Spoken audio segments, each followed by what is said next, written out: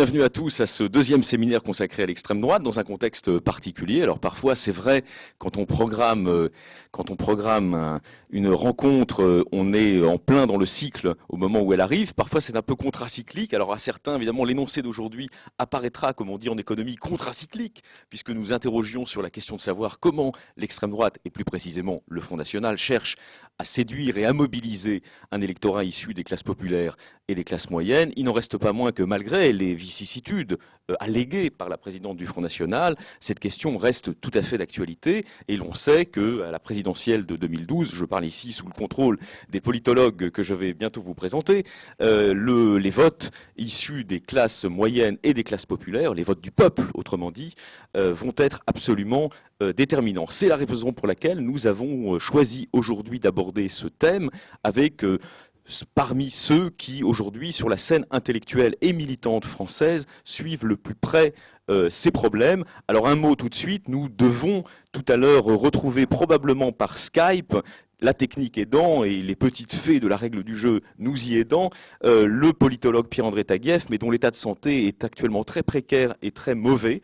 Alors on va commencer de toute façon par évoquer son livre, mais immédiatement je vais présenter nos invités d'aujourd'hui que nous allons passer à la question avec mon ami Raphaël Haddad.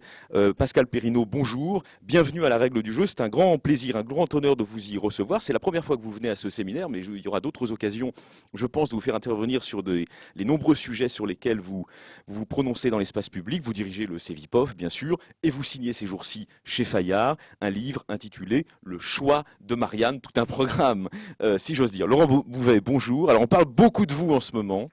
Vous êtes assez omniprésent dans les colonnes de Marianne encore ce week-end.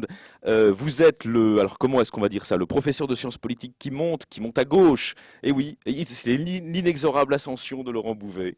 Vous sortez ces semaines-ci un livre dans la collection Le Débat, publié par Marcel Gauchet chez Gallimard. Et ce livre s'appelle tout simplement Le sens du peuple. Alors on est vraiment au cœur du sujet avec vos thèses. On y reviendra notamment sur la question de la triangulation idéologique. Vous allez nous expliquer tout ça dans un instant. Enfin, Jonathan Ayoun, merci beaucoup d'être venu avec certains de vos amis de l'Union des étudiants juifs de France que vous présidez depuis le printemps dernier.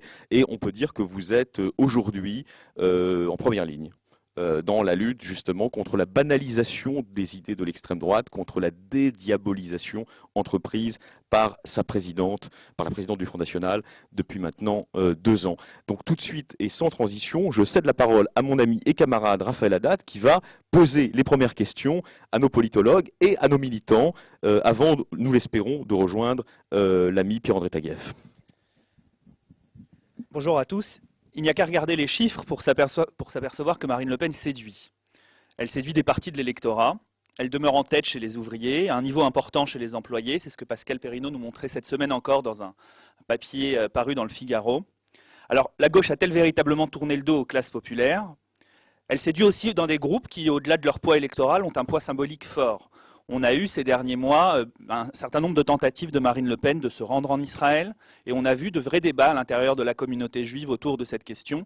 On a vu dernièrement Marine Le Pen fulminée parce qu'elle n'a pas pu entrer à l'intérieur d'une université qui était traditionnellement un lieu dont Marine Le Pen et le Front National étaient exclus. Elle séduit enfin une partie des prescripteurs. Est-ce qu'on n'aurait pas aujourd'hui une forme de complaisance, notamment chez les journalistes, qui s'amusent à jouer à Chéri, fais-moi peur avec Marine Le Pen? Alors, pour reprendre la jolie formule de Pierre-André Taguieff, qui sera sans doute avec nous tout à l'heure, dans quelle mesure Marine Le Pen change-t-elle la donne? Dans quelle mesure Marine Le Pen donne-t-elle le change? C'est à cette question qu'il a joliment posée que je vous propose de répondre aujourd'hui. Je vais vous donner tout de suite la parole, Laurent Bouvet. Est-ce que vous pouvez nous expliquer, puisque vous avez longuement parlé dans le sens du peuple, du vote populaire, c'est quoi pour vous le vote populaire? Qu'est-ce que c'est que le populisme? Le vote populaire d'une part et le populisme de l'autre, deux choses un peu différentes évidemment, même si je dirais en préambule qu'il y a un lien entre populaire et populiste et qu'il faut faire très attention à ce lien. Ma manière de le dire à moi, Pierre-André Taguieff le dira peut-être autrement, Pascal Perrineau aussi, mais c'est qu'en fait, le populisme et la démocratie sont les deux faces d'une même médaille, de la politique à l'âge des masses, et que le populisme peut être très très simplement comme ça de prime abord, on pourra raffiner tout à l'heure avec Pierre-André notamment, défini comme le mal de la démocratie. Le mal dans les deux sens du terme. Le mal comme le contraire du bien. Le XXe siècle a montré qu'effectivement, la manipulation du peuple, le jeu trouble avec le peuple, avec la masse, le peuple comme masse, était évidemment le meilleur chemin vers la perte de la démocratie. Mais en même temps, le populisme, c'est aussi le mal de la démocratie dans le sens du symptôme, qui nous avertit, qui nous alerte sur les problèmes, une partie d'entre eux, que connaît la démocratie. Le problème de la représentation, de l'élite, qui ne représenterait plus le peuple, qui serait décalé, dans les termes même du populisme. Le problème également d'une démocratie qui ne rendrait plus compte d'un affrontement entre des idées, voire des idéologies concurrentes, qui ne serait plus qu'un vaste champ de compromis.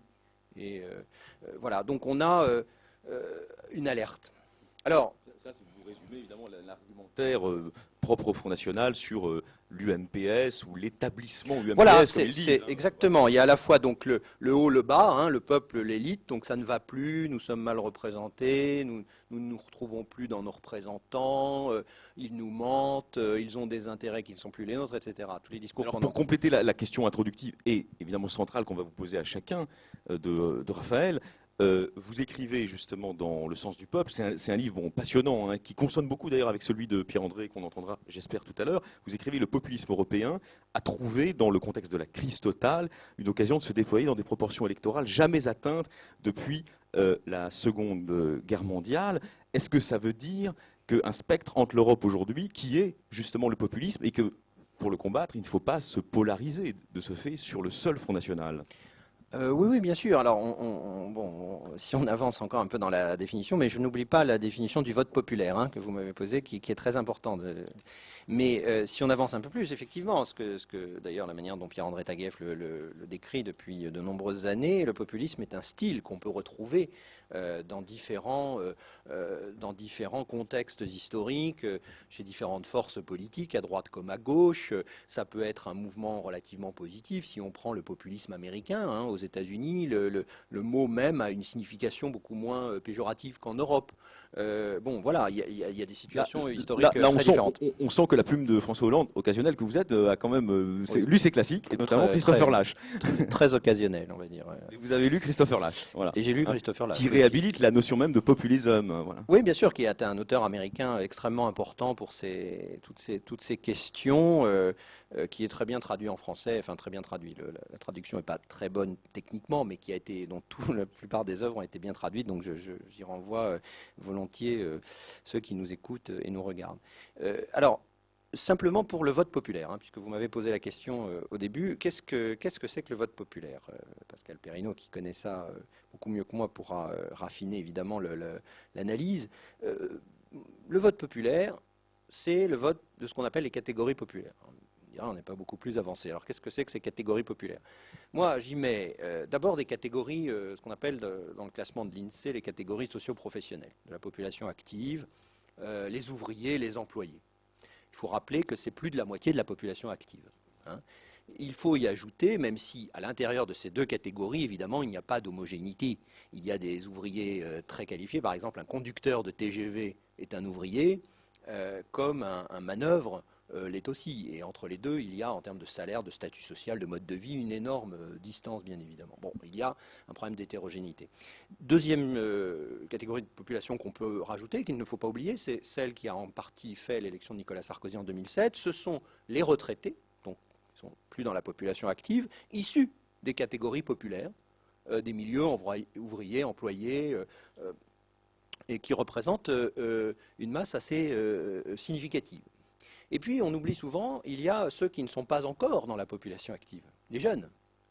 qui viennent de ces milieux populaires, qui vivent en milieu populaire, qui ne font pas nécessairement les études que font les catégories moyennes, supérieures, les CSP+, etc., qui ont des problèmes à l'école, qui vont dans les filières professionnelles. Il y a là toute une population aussi. On a l'impression, évidemment, quand on dit les jeunes, la jeunesse, que c'est une entité comme ça. Évidemment, là aussi, il y a des différences très très importantes. Hein. On le voit même quand on est universitaire, on le voit même chez les étudiants à l'université, hein, dans la première année. Moi, j'enseigne dans une université qui est mixte en population. Je vous donne juste cet exemple personnel, à Versailles-Saint-Quentin, où on a des jeunes de Trappes, hein, qui sont des jeunes issus de milieux populaires, de la banlieue, souvent issus d'origine de l'immigration, et puis des jeunes de Versailles, qui viennent des milieux très bourgeois faire du droit. Et on voit cette population. On a là aussi, hein, cette perception. Donc il faut faire attention à ça. Alors si on ajoute toutes ces catégories les unes aux autres, on obtient évidemment une majorité assez conséquente du corps électoral. Hein, les catégories populaires, les catégories moyennes inférieures, c'est très, très compliqué statistiquement à établir, mais enfin, ça représente, hein, tout de même une majorité importante du corps électoral. Et sans ces catégories, sans ces milieux populaires, sans ces couches populaires, peu importe l'appellation, il est bien difficile d'être élu président de la République. Ce que vous nous dites, c'est que vous pensez qu'il y a aujourd'hui plus ou moins de différence entre quelqu'un qui n'est pas parti en vacances depuis 3 ans et quelqu'un qui manque rarement de faire un pont, par exemple. Est-ce que par rapport à il y a 10 ans, est-ce que par rapport à il y a 15 ans, est-ce que finalement le décalage entre classe moyenne et classe populaire, c'est autour de ces exemples-là que j'essayais de trouver des choses, est-ce qu'il est plus important? Est-ce qu'aujourd'hui on partage davantage ou est-ce qu'on partage moins? Est-ce que, par conséquent, est-ce qu'il est plus difficile ou moins difficile de rassembler, de réunir autour de mêmes attentes, classe moyenne et classe populaire aujourd'hui? Oui, alors ça, c'est une question extrêmement compliquée, à la fois sociologiquement, c'est-à-dire qu'est-ce que les classes populaires, mais plus encore, qu'est-ce que les classes moyennes? Il y a des ouvrages récents, je pense à celui d'Éric Morin, sur la question où finalement la classe moyenne est un vaste ensemble statistique en termes de revenus, etc. Mais il y a d'énormes différences de mode de vie. Vous parliez des vacances, vous parliez par exemple de la manière dont on peut prendre ses RTT. Hein. On a beaucoup parlé des 35 heures. La campagne de Nicolas Sarkozy en 2007 a été faite sur cette question du travail, sur le pouvoir d'achat, travailler plus pour gagner plus contre les 35 heures. Et on sait bien dans les études, je pense notamment à un livre un peu plus ancien de Philippe Ashkenazi, un économiste, qui avait montré qu'effectivement, plus on descendait dans les catégories sociales, parmi les ouvriers ou les employés dans les niveaux inférieurs de qualification, etc., moins les 35 heures avaient bénéficié à ces gens, parce qu'il y avait une flexibilisation sur la semaine de travail, voire sur la journée, et non plus sur l'année, comme les catégories moyennes d'encadrement, les catégories intermédiaires, les cadres, qui eux ont pu annualiser leurs 35 heures et avoir beaucoup de jours de récupération de RTT. Donc, vous voyez, enfin, par rapport à votre question très précise, on est sur des choses de ce type. Moi, je fais attention, je vous dis juste ça, je ne suis pas un statisticien ni un sociologue des classes sociales, mais contrairement à vous n'êtes pas non plus un intellectuel atterré. Enfin, oui, vous n'êtes pas établi à l'enseigne des économistes atterrés. Non, je ne suis pas économiste. Il y a des choses qui m'atterrent, mais bon, c'est une autre question. Mais je n'aime pas beaucoup, j'ai du mal à employer la catégorie de classe moyenne. Et pourtant, si on reprend des choses plus classiques, j'en parle un peu dans mon livre évidemment par rapport aux années 60-70, la toupie d'Henri Mandras, la moyennisation qui vient de l'évolution des Trente Glorieuses, évidemment avait une signification à l'époque. À l'époque, il y avait une forme de convergence. Hein, et on voit bien, notamment par rapport à la gauche, on en reparlera tout à l'heure, mais que une partie de ceux qui ont fait l'élection de François Mitterrand en 1981, dans la dynamique électorale, ce sont ce qu'on appelait les couches moyennes, hein, pour reprendre l'expression de Gambetta. Laurent, après c'est promis, on vous interrompt plus, hein, mais vous pouvez embrayer tout de suite. Pascal Perrineau, qui est à vos côtés, a publié donc au début de la semaine, dans le Figaro, mardi 7 février, une enquête très importante sur le Parti socialiste et le vote populaire.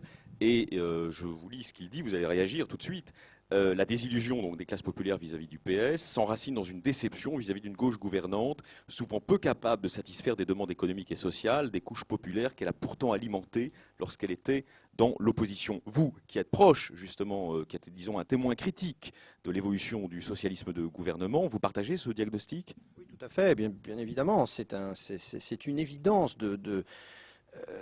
quand on regarde sur le temps maintenant un peu long, depuis 1981, donc 30 ans, l'évolution de l'électorat du Parti socialiste et plus généralement de la gauche. Il faut inclure là-dedans le Parti communiste, les Verts, bon, mais c'est le PS qui est le parti central qui a pris l'hégémonie en quelque sorte sur le camp de la gauche, qui présente à chaque fois le candidat qui peut aller au second tour et qui a une chance de gagner l'élection. Donc on voit bien qu'il y a eu une forme d'abandon, d'oubli des catégories populaires, alors qui joue dans les deux sens. Parce que moi, je le dis dans mon livre comme ça, la gauche a abandonné le peuple.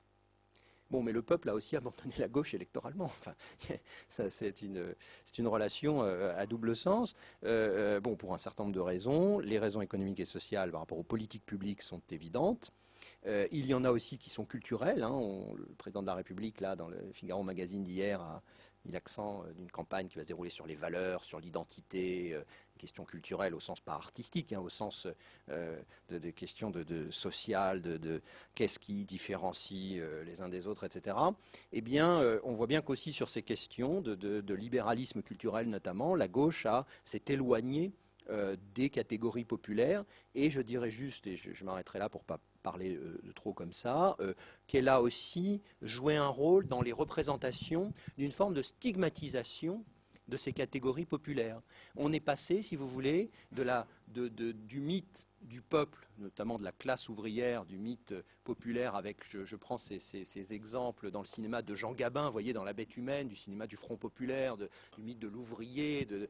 On est passé de cela en quelques décennies au beauf. Ouais. Alors, Au petit blanc, le beauf, le Dupont-Lajoie. Laurent Bouvet, du Poisset. justement, d'après vous, il faudrait que la gauche se désintoxique de la gauche des chiens pour revenir à la gauche Brecht, ou c'est absolument, c'est un vœu pieux?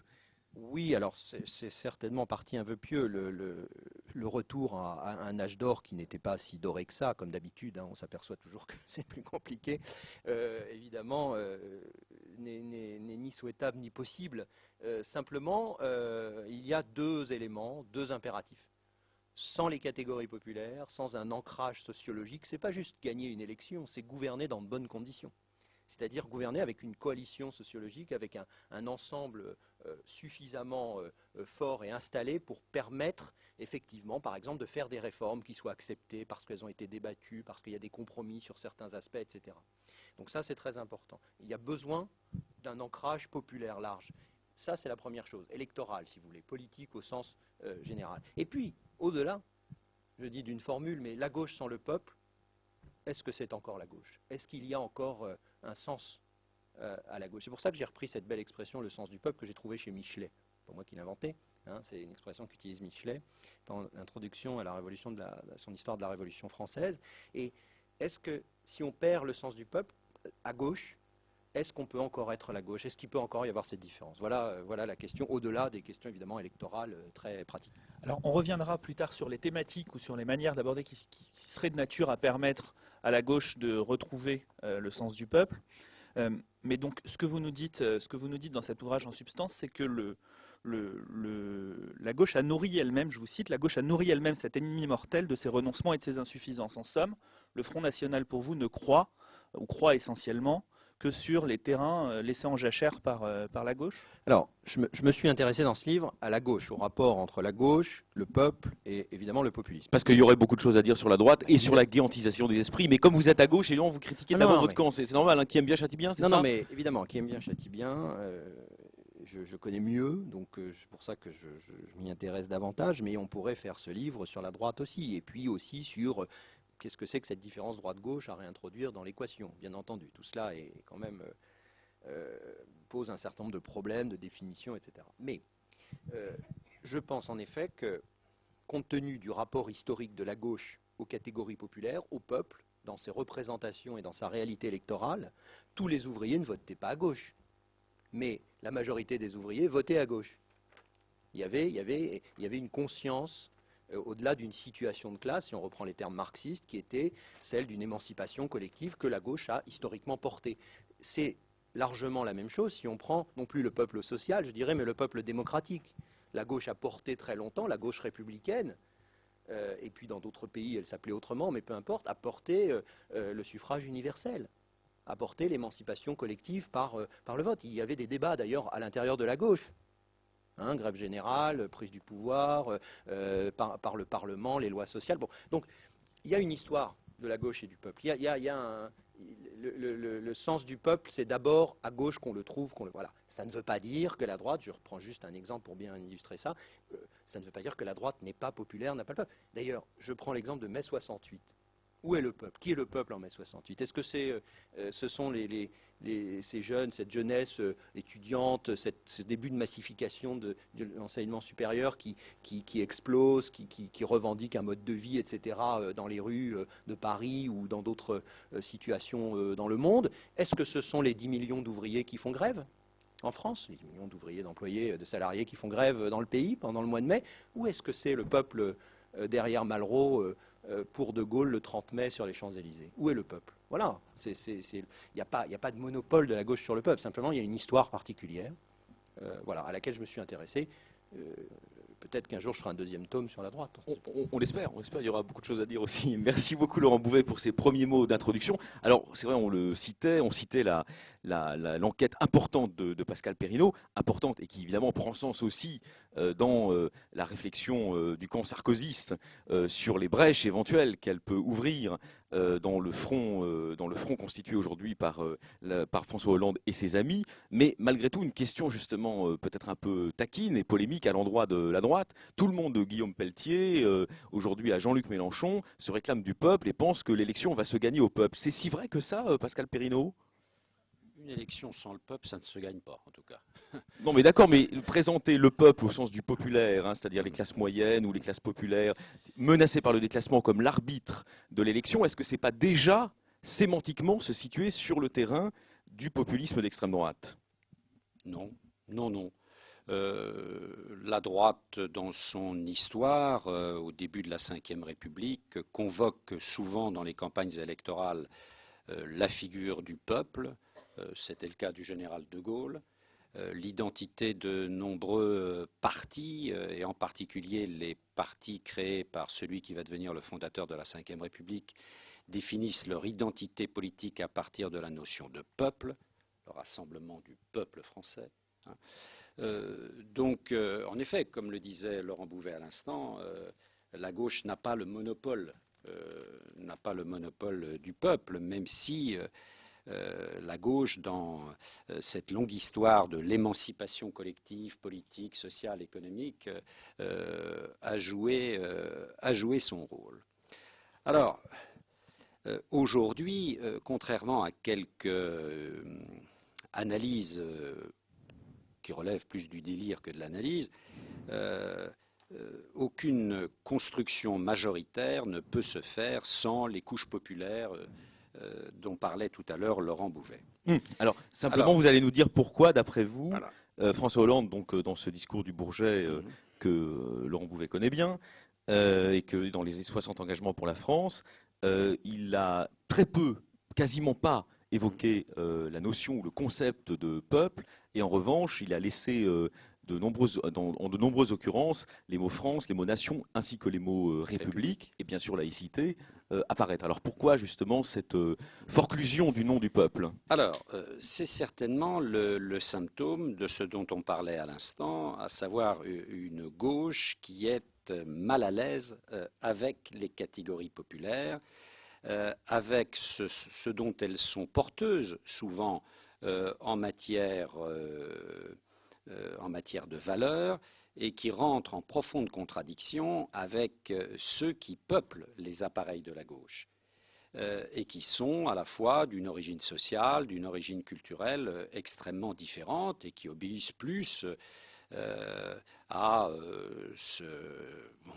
ces bourgeois bohèmes, si vous voulez, la gauche française est une gauche particulière tout de même, hein. C'est une gauche qui est très peu articulée, contrairement à l'essentiel ou à nombre de gauches en Europe, au peuple, aux catégories populaires, aux appareils syndicaux. Regardez le profil sociologique du groupe socialiste à l'Assemblée nationale, hein. Et à cet égard, vous verrez que très souvent, il y a moins d'ouvriers, moins d'employés que dans les groupes du Parti travailliste, que le Parti socialiste ne porte pas en odeur de sainteté, ou dans le groupe du SPD, hein.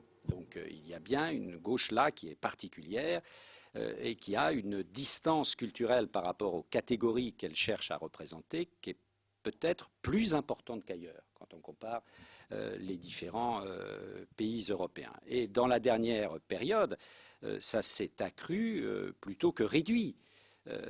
Si vous voulez, le gouvernement Jospin et nombre de mesures qu'il prend sont beaucoup plus en phase avec les demandes, les attentes légitimes, hein, je ne me prononce pas sur le fond, des catégories moyennes et des catégories des bourgeois bohèmes que des catégories populaires, hein.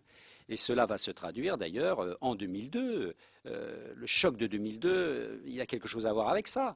Parce que pendant 5 ans, la gauche a envoyé des signaux qui ont été les siens, hein, et bien au-delà d'ailleurs du secteur, si vous voulez, du Pax, des 35 heures. Hein.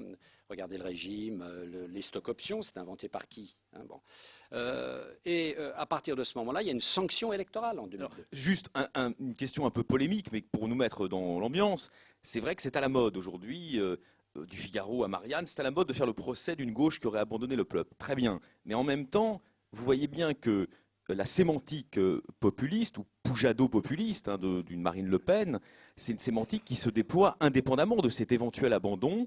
J'allais dire, ils n'ont pas besoin des trahisons de la gauche pour exister. Et tout simplement parce que eux, ce qu'ils vont flatter, c'est les identifications, disons, d'ordre essentiellement ethno-identitaire, qui sont un moyen d'évacuer complètement le traitement de la question sociale.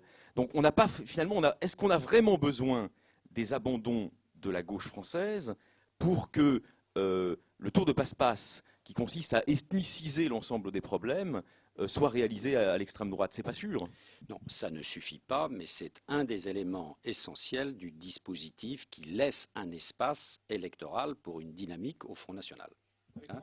Concrètement, comment on fait, par exemple, pour rebondir sur ce que vient de dire Alexis, comment on répond à l'idée de préférence nationale, par exemple? Est-ce qu'on rétorque que c'est pas légitime? Et qu'est-ce qu'on répond à ceux qui nous disent qu'il existe bien un protectionnisme européen, par exemple? Comment est-ce que sur des thématiques comme ça qui sont portées par le Front National et sur lesquelles on sent bien qu'il y a à l'intérieur de la population une interrogation, comment est-ce qu'on y répond?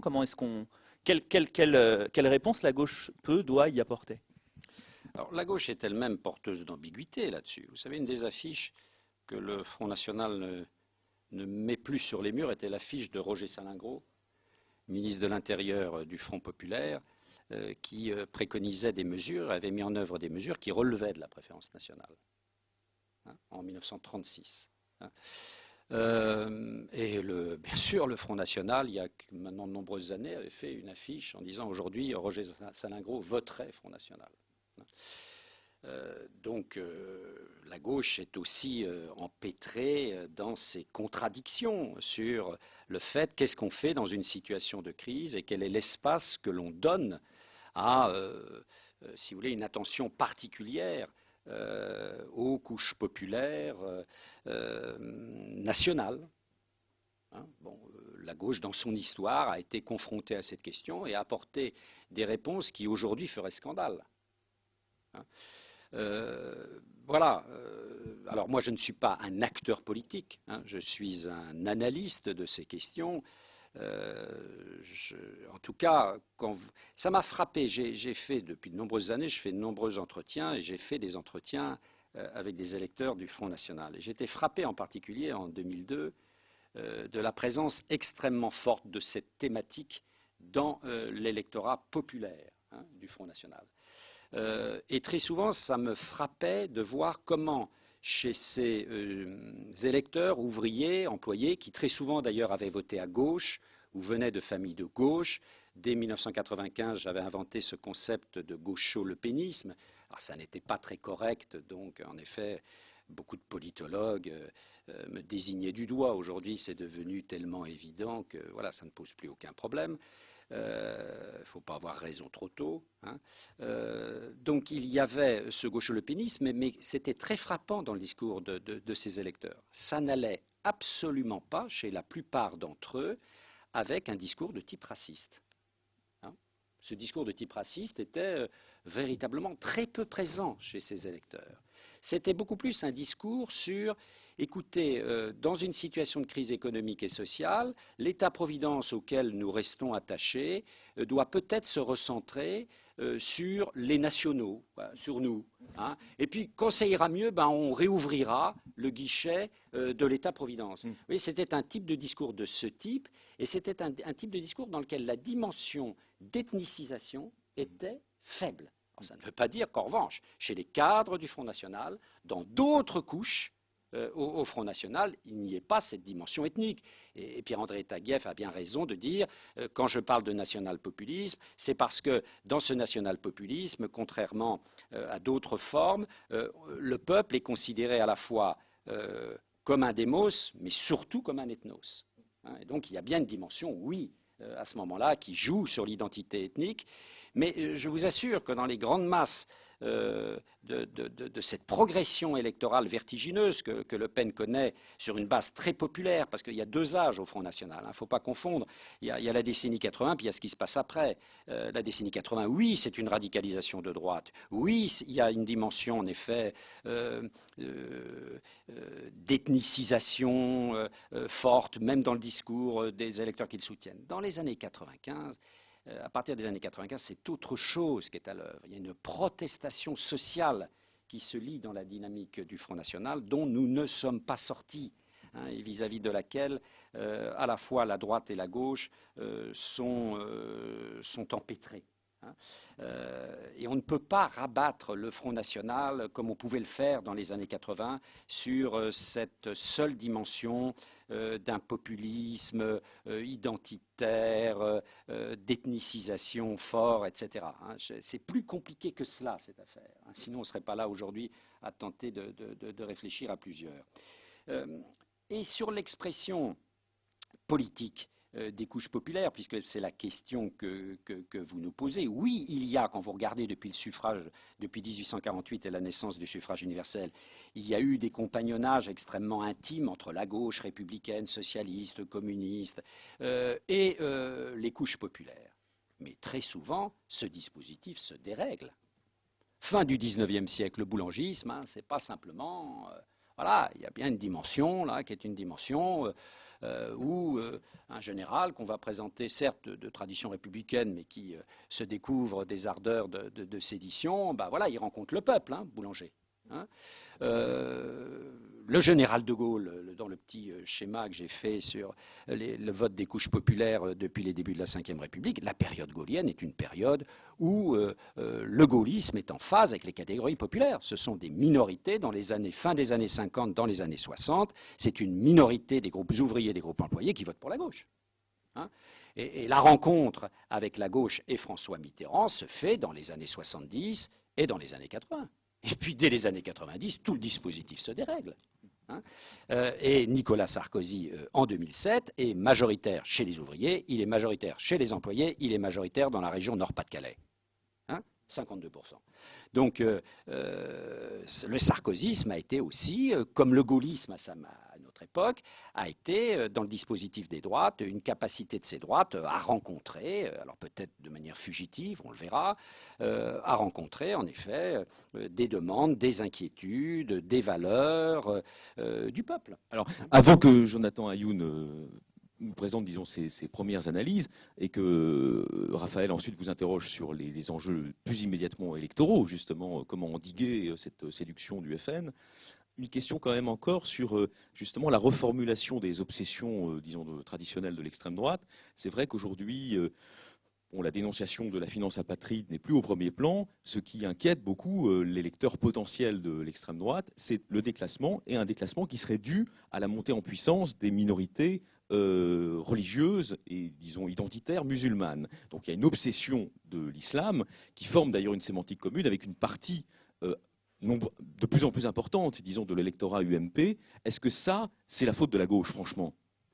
Non, mais moi je suis pas là. Oui, bien sûr, vous avez raison et c'est très intéressant de voir. Ça a commencé bien avant Marine Le Pen. Hein, ça commence avec Jean-Marie Le Pen. Et d'ailleurs, quand vous regardez tous les nationaux populismes en Europe, il y a un changement de la figure de l'ennemi. Au point que Geert Wilders est souvent crédité d'être un fervent soutien de la politique du Likoud en Israël. Hein. Tout à fait. Donc il y a en effet un glissement très sensible dans tous ces nationaux populismes de la figure de l'ennemi, renforcé par l'attentat des Twin Towers, qui va donner chair à cette évolution,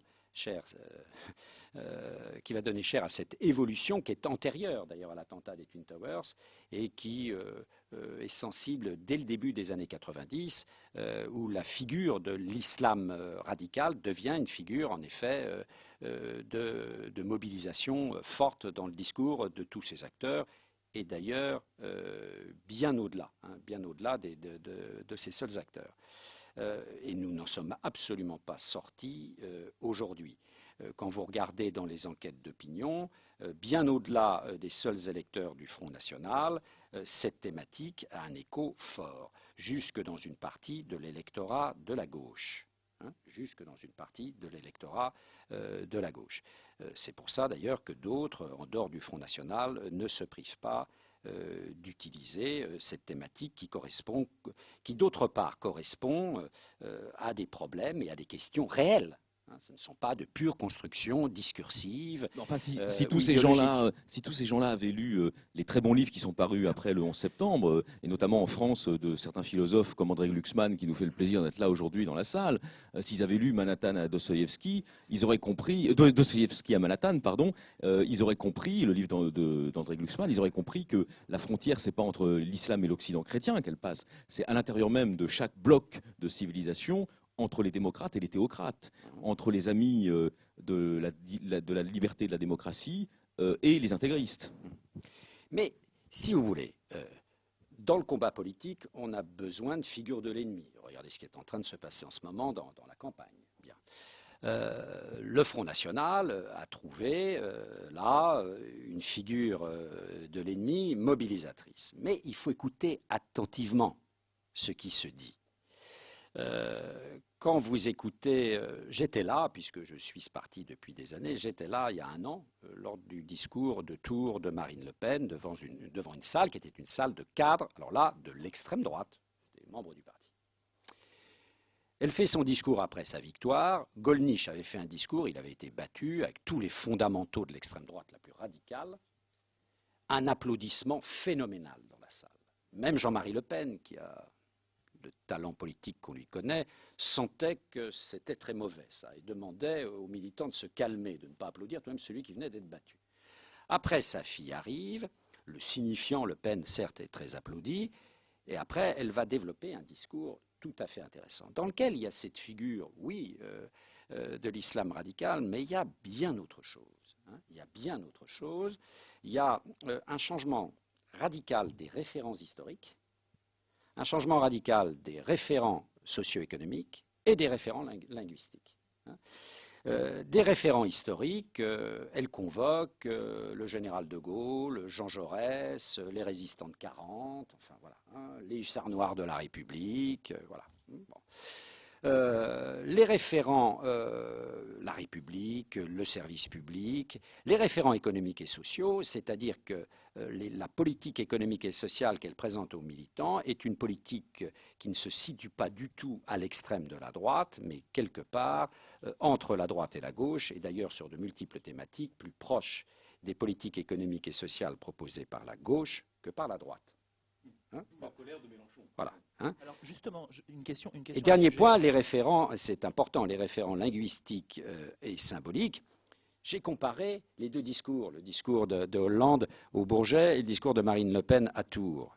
Le discours de Marine Le Pen, le peuple est omniprésent. Le discours de Hollande au Bourget, je crois qu'il prononce une fois le mot de peuple, c'est pour parler des peuples dans les pays en voie de développement. une fois. Dans, Voilà. dans le livre L'illusion populiste, vous avez repris l'expression national-populiste pour qualifier le Front National. Est-ce que, à l'époque, enfin Pierre-André Taguieff, qui va nous rejoindre dans quelques minutes, disait le Front National est un parti national-populiste tout en niant sa nature fascisante, et notamment à cause des positions du Front National sur les questions économiques. Est-ce qu'aujourd'hui le demi-tour dirigiste, l'état stratège de Marine Le Pen, est de nature à requalifier le Front National? Est-ce qu'il est de nature à retrouver une filiation, retrouver une filiation au Front National avec les partis fascisants des années 30? Non, si vous voulez, je comprends très bien les jeunes qui se mobilisent dans la rue en criant F comme fasciste, N comme nazi. Mais là, on n'est pas dans une manif, on va essayer d'être un peu plus subtil. Le Front National n'est pas un parti fasciste. On vous rassure, on est là pour ça. Voilà. Voilà. Bon, Oui. le Front National n'est pas un parti fasciste. Son histoire, de toute façon, est liée au fascisme européen.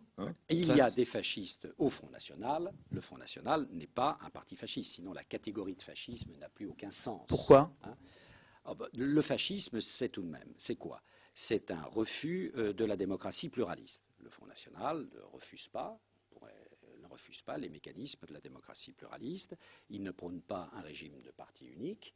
Il ne prône pas l'organisation de la société et de l'économie française sous forme corporatiste, si vous voulez, si les mots ont un sens, et si la catégorie de fascisme a un sens, ça n'est pas un parti fasciste. Bon, ça ne veut pas dire que c'est un parti aisément intégrable dans l'arc démocratique. Mais ça, vous pourrez poser la question à Pierre-André, puisque Pierre-André se pose de plus en plus cette question-là aujourd'hui.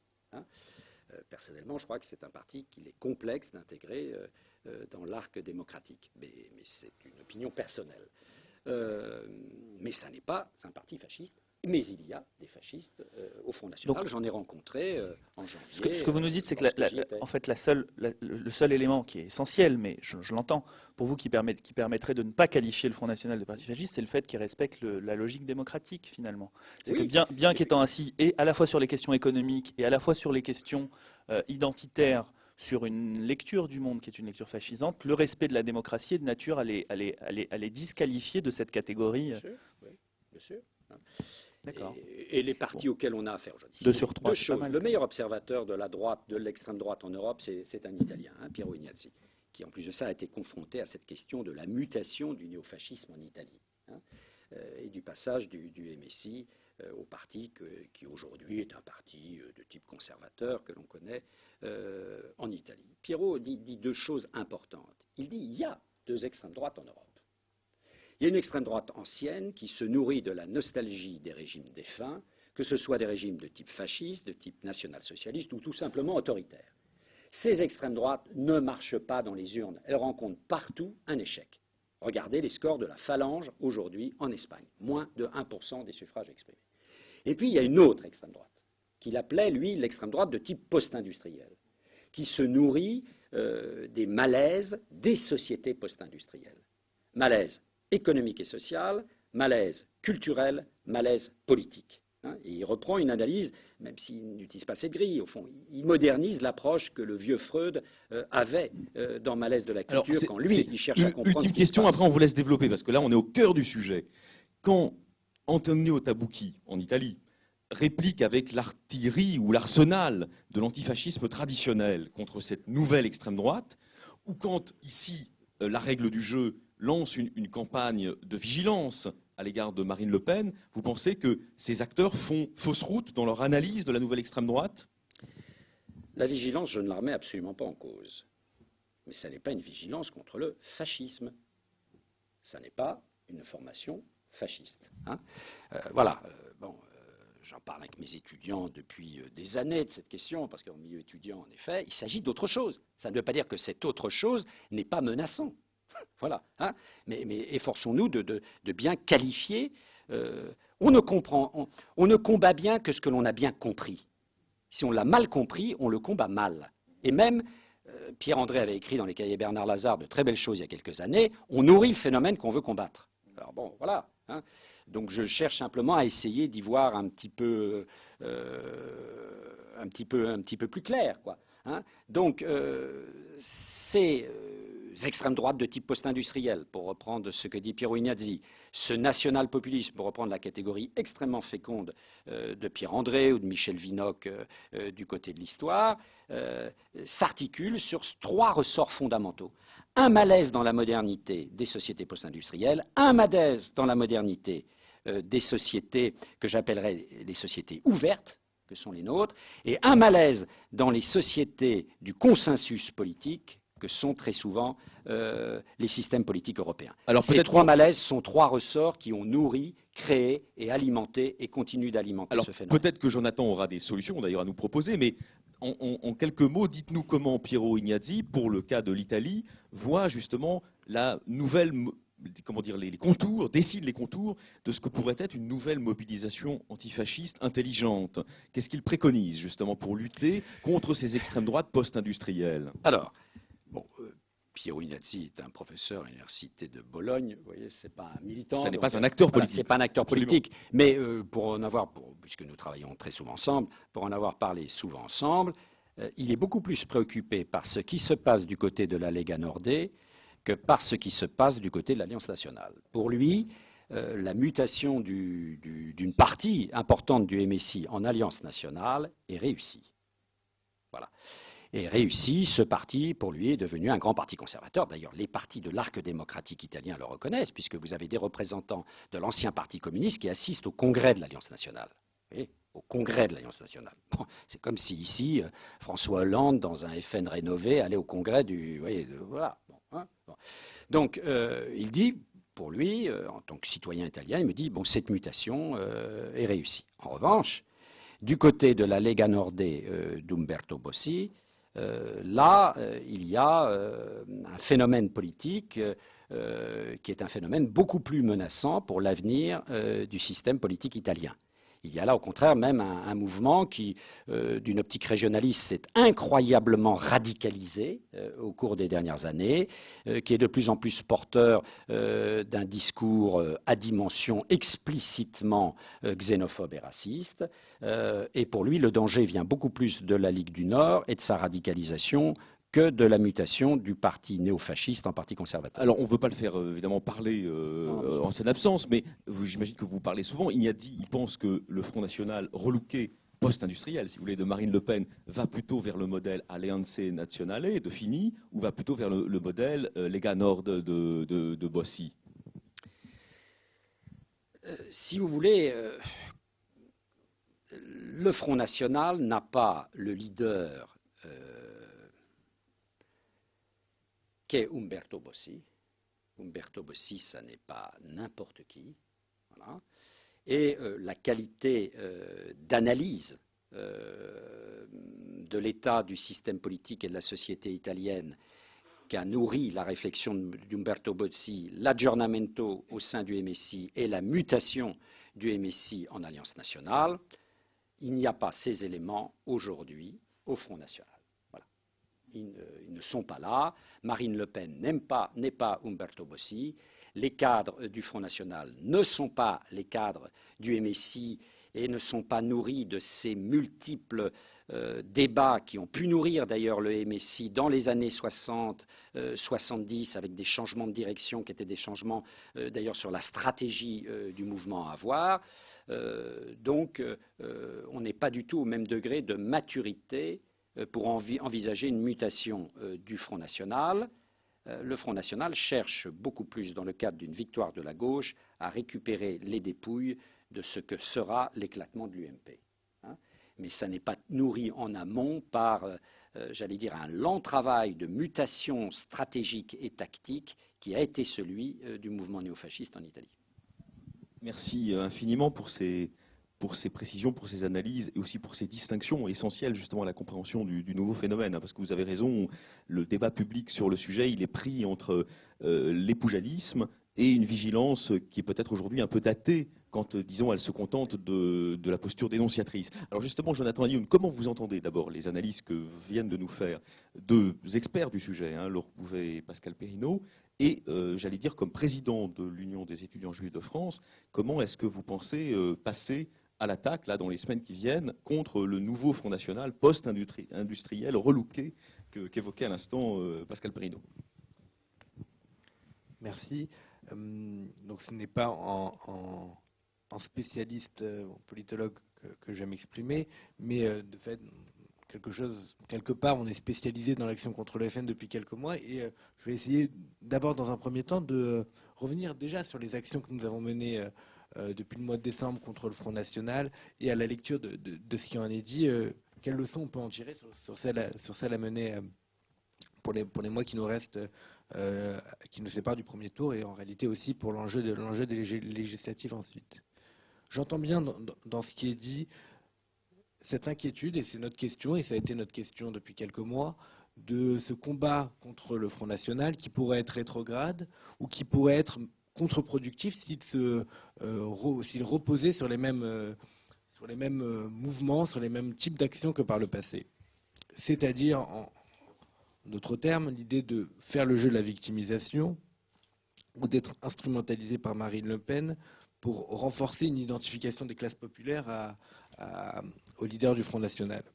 Et que quelque part, dans sa stratégie de dédiabolisation, il y a aussi une stratégie de diabolisation de ceux qui luttent contre le Front National, qui a eu une certaine réussite. Puisque, pour séduire les classes populaires notamment, l'idée de désigner du doigt les associations antiracistes ou les organisations étudiantes qui décident de prendre part au débat public comme un nouveau visage de ceux qui s'opposent au peuple et aux classes populaires, en voulant mettre au cœur des sujets de société la lutte contre le racisme et l'antisémitisme, la question des discriminations, alors que pour le peuple, le cœur du sujet du débat public aujourd'hui repose sur des questions liées à l'économie ou simplement au fait de pouvoir vivre et avoir de quoi subvenir à ses besoins. Donc, ces organisations-là, très loin du terrain, très loin de ce qui compose le quotidien de la classe populaire, veulent à la fois donc confisquer le débat public pour des sujets qui seraient des sujets de luxe, des sujets de parisianistes, des sujets de ces organisations-là qui ont une certaine médiatisation. Et ce discours-là a porté beaucoup atteinte au combat des organisations antiracistes. Il a porté parce qu'elle a réussi, et le Front National a réussi, à inverser certaines valeurs, à inverser le rapport et le discours. Je suis très marqué notamment par l'usage du vocabulaire, qui est le vocabulaire antiraciste d'une certaine manière, en parlant, et notamment lorsqu'elle a sorti un communiqué concernant l'UEJF, en nous traitant de contre la République, ce qui était l'argument phare qu'on peut donner contre le Front National, dans son caractère anti-républicain, ou en tout cas qui s'attaque aux valeurs républicaines, et en utilisant par exemple le fait qu'elle cherche à lutter contre les préjugés contre le Front National. Et en parlant de anti-FN, en parlant de haine à l'égard du FN, qui sont, si on y prête une attention particulière, des vocabulaires qu'on peut retrouver dans le discours antiraciste. Et d'une certaine manière, cette inversion-là a porté ses fruits, et je prendrai, parce qu'il y a pour moi, dans la séquence qui se déroule en ce moment dans les élections présidentielles, dans la stratégie du Front National, deux temps forts dans lesquels nous avons été acteurs dans ces derniers mois. Le premier était sa non-venue à l'université Paris-Dauphine au mois de décembre, puisque donc à ce moment-là, elle allait pour la première fois se rendre dans une université pour faire une conférence et obtenir d'une certaine manière un certificat de respectabilité ou une certaine légitimité en s'exprimant dans le monde universitaire. Et je sais qu'il y avait un enjeu extrêmement important pour elle à ce moment-là. Le combat qui était le nôtre avec SOS Racisme, avec la Confédération étudiante à ce moment-là, était de venir déplorer la place d'honneur qui lui était faite, mais en même temps donc de rappeler que sa stratégie de banalisation doit avoir un temps d'arrêt, et que là, le fait qu'elle vienne et que ça ne fasse pas tant de remous que ça, excepté dans les tout derniers jours et par notre action, venait dire que cette opération de banalisation allait réussir, puisque les conditions qu'elle avait demandées à l'université à ce moment-là, qui pour moi sont des conditions assez loin de du respect démocratique, en tout cas d'un règlement intérieur classique de l'université, étaient de vouloir donc intervenir dans une conférence en ne parlant que du programme économique, sans pouvoir être interpellé par les étudiants sur d'autres sujets, et en demandant à ce que les étudiants hors de l'université ne puissent pas entrer dans l'université, à commencer par les étudiants de l'UEJF et de la Confédération étudiante, de ne pas pouvoir apporter des pancartes, etc., de ne pas pouvoir organiser à l'intérieur de l'université un rassemblement pour venir rappeler ce qu'est le Front National et son histoire. Et c'est les conditions qu'elle a demandées, et à partir du moment où devant l'entrée de l'université. Nous avons décidé quand même par la force d'entrer à ce moment-là, et on peut dire avec la complicité des vigiles qui comprenaient notre démarche, elle a décidé d'annuler sa venue. C'est-à-dire à partir du moment où les conditions qu'elle pose sur la table ne sont pas respectées, qui sont pourtant des conditions qui laissent à désirer, eh bien elle ne vient pas. Et c'est ce qu'on a voulu dévoiler justement à ce moment-là, ce qu'on n'a pas réussi. Pour faire le lien, la semaine prochaine, elle sera reçue chez Laurent Ruquier dans l'émission On n'est pas couché. Et là encore, elle demande des conditions qui ne sont pas les mêmes que pour les autres candidats, puisqu'elle demande que le public soit composé de membres du Front National et que le direct soit intégral, ce qui n'est pas le cas dans l'émission jusqu'à présent. On voit bien que là encore, elle va ensuite dire on m'empêche de parler en ne respectant pas mes conditions. En tout cas, c'est ce qui s'est joué à Dauphine, à l'université Dauphine. Et moi, ce qui m'a frappé ensuite, c'était qu'on dans le discours ambiant, il y avait une certaine complaisance et un certain intérêt à vouloir avant tout défendre la liberté d'expression de Marine Le Pen comme si l'enjeu était là. Et lorsqu'on a pu être interrogé par les médias dans les jours qui ont suivi, on était beaucoup plus donc renvoyé à ce que disait Marine Le Pen, c'est-à-dire que nous étions dans une disposition, enfin dans une action antidémocratique, ce qui, dans le récit que je viens d'en faire, montre que ce n'était pas le cas, mais également qu'on était des vociférateurs et que le combat était dépassé.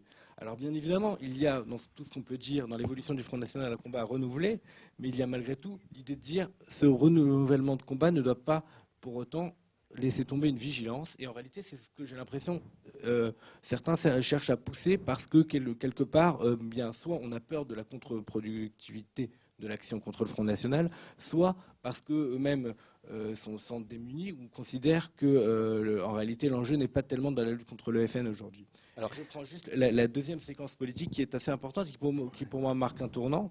C'est donc bien évidemment le faux pas de Vienne, qui là, en réalité, vient à la fois confirmer que la stratégie de diabolisation n'a pas marché parce qu'il y a quelque part là, dans un geste de Marine Le Pen en se rendant à Bâle avec des mouvements pan-germanistes, néo-nazis, et en acceptant de participer à ce type d'événement, eh bien, non seulement elle n'a pas fait rupture avec le passé, mais d'une certaine manière, à ce moment-là, eh bien, le combat antiraciste, le combat des organisations telles que l'UEJF reprenait sens dans la manière dont il avait été mené dans les mois qui Alors, précédaient. Jonathan, je ne vais pas me faire l'avocat de la diablesse, mais enfin quand même, que la règle du jeu est un lieu de débat sans tabou. Alors, est-ce que vous ne pensez pas que dans cette affaire, justement, du bal nazi, enfin néo-nazi, elle a été, au fond, rattrapée par les éléments les plus rétrogrades de son parti, qui, contre sa volonté, au fond, lui ont imposé la présence à une manifestation en tout point désastreuse pour elle?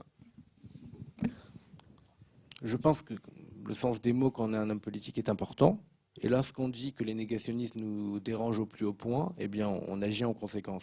En se rendant à Vienne, dans ce bal organisé notamment par Olympia, Marine Le Pen ne pouvait pas ne pas savoir où elle allait, puisque déjà depuis des années, cet endroit est décrié et des milliers de manifestants se retrouvent devant pour rappeler ce qu'il s'y passe et qui y est présent.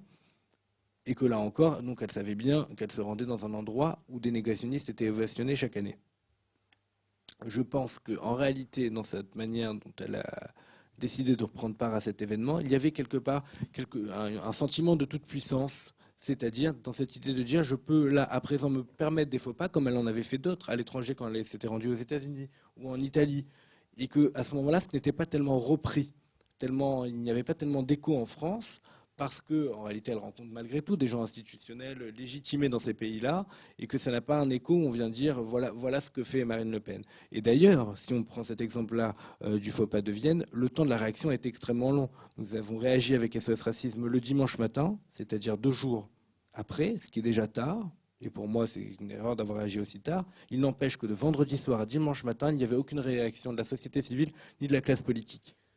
Et que la première action est arrivée le dimanche matin et que celle des politiques n'est arrivée que le lundi, bien plus tard, et après encore l'allusion antisémite de Jean-Marie Le Pen qui parle d'un bal de Strauss en Cannes. Donc on voit bien qu'il y avait ce sentiment que ça allait passer. Alors justement, oui, Jean-Marie Le Pen commente, il bagatellise l'événement en disant c'était du Strauss en Cannes. Bon, on appréciera la finesse du Witz, du jeu de mots.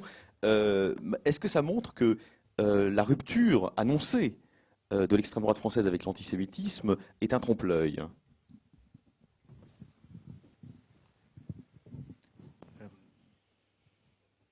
Il y a eu une tentative de séduction de la communauté juive depuis quelques mois.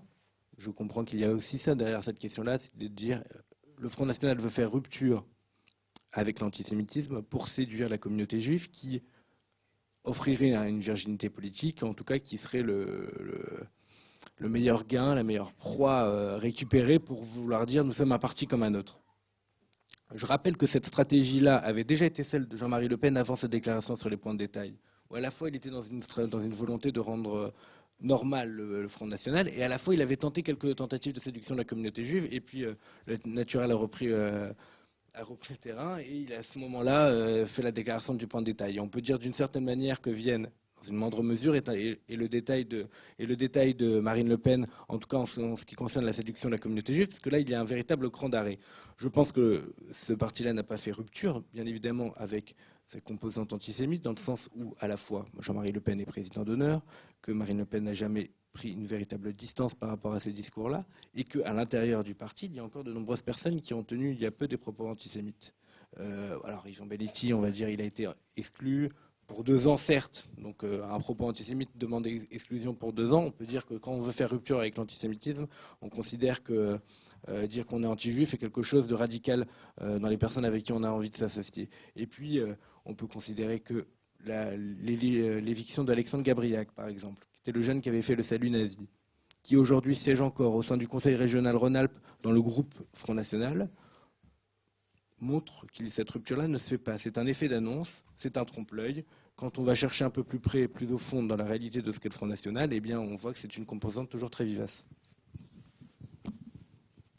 Où est-ce qu'on en est sur la question des procès? Parce que vous êtes retrouvé confronté plusieurs fois au Front National et à Marine Le Pen ces derniers mois. Et à chaque fois, on a observé qu'elle disait qu'elle déclarait son intention de porter plainte. On en est où là-dessus? Il devrait y avoir une série de procès en cours maintenant entre l'UEJF et le Front National. On aurait dû avoir 4 procès depuis l'année dernière par le Front National. Nous n'avons reçu jamais de plainte. Aucune plainte n'est parvenue au sein de l'UEJF. Ça fait partie d'une stratégie d'intimidation, de calomnie, de vouloir faire taire ceux qui viennent lui apporter la contestation, et aussi de quelque chose, je me souviens, elle avait dit une fois, avoir le dernier mot dans un débat est le plus important. Qu'on dit, peu importe ce qu'on dit, on peut dire n'importe quoi, ce qu'il faut, c'est avoir le dernier mot. Et lorsqu'elle décide de porter plainte à chaque fois qu'on apporte une contestation, c'est une manière pour elle, dans le récit journalistique qui en est fait, d'avoir la dernière phrase qui dit « Et face à ce qu'a dit ces organisations-là, le Front National porte plainte ». Et d'ailleurs, j'ai rencontré le président de l'AFP il y a quelques jours, je lui ai dit que quelque part, c'est faire ce jeu-là, que de considérer que lorsqu'elle dit quelque chose, eh ben, ça doit être repris. Non, puisqu'elle dit n'importe quoi. Il faut d'abord vérifier si la plainte est déposée avant d'à chaque fois que Marine Le Pen ouvre la bouche en disant « je vais attaquer telle ou telle personne », elle le fait. Puisque c'est donc une stratégie qui est extrêmement intelligente, puisqu'elle marche jusqu'à présent, et ça fait partie donc de toute sa stratégie d'intimidation qui, d'une certaine manière, peut porter ses fruits ailleurs, mais que nous cherchons à continuer à dénoncer. Et donc, je le rappelle, donc, le Front National n'a jamais porté plainte contre l'UEJF. Il a bien compris que ça serait trop dangereux pour lui.